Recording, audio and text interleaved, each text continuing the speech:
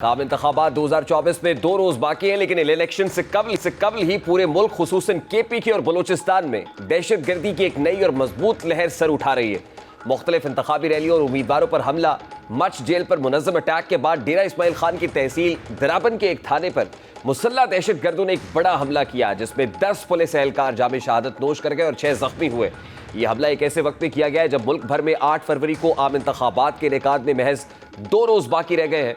इसी तरह गुज़श्ता हफ्ते बलूचिस्तान के इलाके मच और कौलपुर में सिक्योरिटी फोर्सेस ने दहशत गर्दों के 3 हमलों को नाकाम बनाया और 3 रोज तक जारी रहने वाले क्लियरेंस ऑपरेशन के दौरान 24 दहशतगर्द मारे गए, जबकि 4 सिक्योरिटी एहलकार और 2 शहरी शहीद भी हुए हैं। इसके अलावा भी दोनों सूबों में मुतअद्दिद दहशतगर्द हमले हुए हैं, जिसने कम से कम इन 2 सूबों में इंतखाबी अमल को बहुत ज्यादा मुतासिर किया है।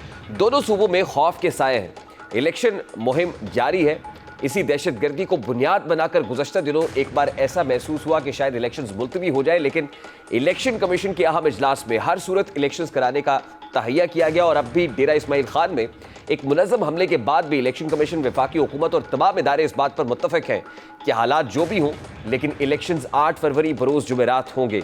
गुज़श्ता शब के हमले के बाद भी निगरान वज़ीर-ए-आज़म अनवारुल हक काकड़ ने इस अज़्म का इजहार किया है कि बहुत से लोगों के इलेक्शंस मुलतवी होंगे, लेकिन हमने इन्हें गलत साबित किया है। इलेक्शंस होने जा रहे हैं। अवामी मैंडेट के तहत जो पार्लियामान वजूद में आएगी, हम उनको हैंड ओवर करके अपने घरों को जाएंगे। दूसरी जानिब एक जमात के अलावा तमाम जमातें इंतखाबी मुहिम भरपूर तरीके से चला रही हैं।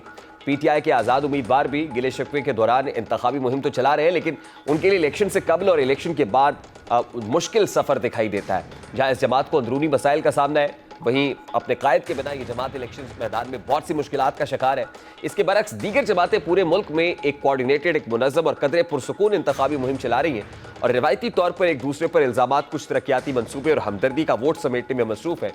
मुल्क की 2 बड़ी जमातों की बात की जाए तो मुस्लिम लीग नून आज मरी में पंडाल सजाकर बैठी, जिससे नून लीग की सीनियर लीडरशिप ने खिताब किया।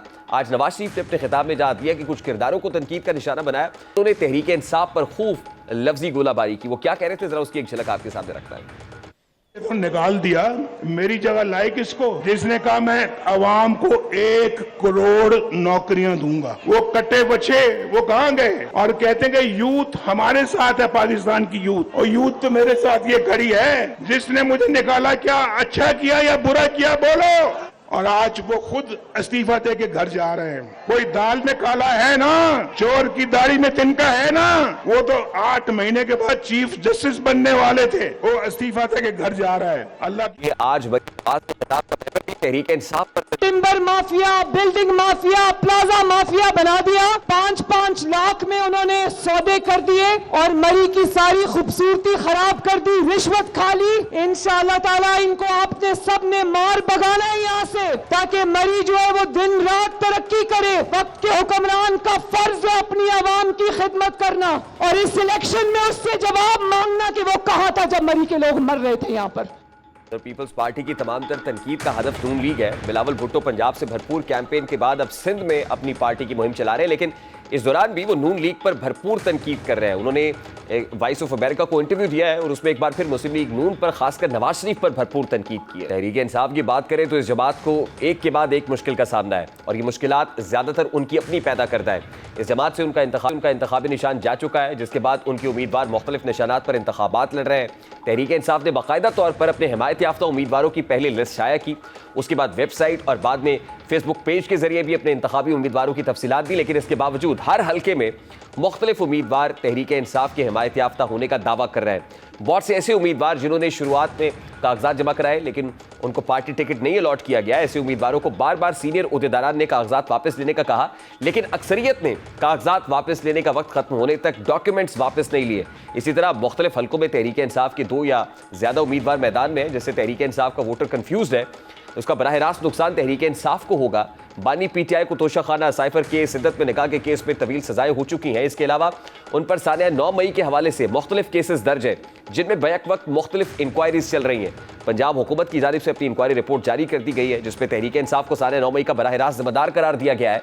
इसी तरह विफाकी काबीना की कायम करदा कमेटी अलग से तहकीकात कर रही है, और अगर इस कमेटी ने अपनी रिपोर्ट में भी तहरीक इंसाफ को इस वाक़े का जिम्मेदार करार दे दिया तो इस जमात के कलअदम होने के चांसेस बढ़ जाएंगे, क्योंकि अगर कमेटी ने अपनी रिपोर्ट में ऐसा करने की सिफारिश करते हुए मामला सुप्रीम कोर्ट को भेज दिया तो तहरीक इंसाफ के कलअदम होने के चांसेस बढ़ जाएंगे। इसके अलावा तहरीक इंसाफ के बहुत से आज़ाद उम्मीदवारों के बारे में इत्तलात है कि वो पहले से कमिटमेंट्स दे चुके हैं कि वो जीतने के बाद उन्हीं को सपोर्ट करेंगे जिनके बारे में उन्हें पावरफुल या मुक़्तदर हल्के कहेंगे।